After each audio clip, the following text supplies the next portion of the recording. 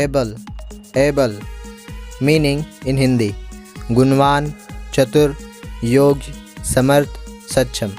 Able meaning in Urdu काबिल, लायक, हुनरमंद, सलाहियत वाला। चलिए अब कुछ सेंटेंसेस के माध्यम से इसको और समझते हैं। हमारा फर्स्ट एग्जांपल है वह इस काम को करने के लिए समर्थ है, जिसका इंग्लिश ट्रांसलेशन है he is able to do this work. He is able to do this work. अब हमारा नेक्स्ट एग्जांपल है हमें इस काम के लिए एक समर्थ लड़का खोजना होगा, जिसका इंग्लिश ट्रांसलेशन है we will have to find an able boy for this activity.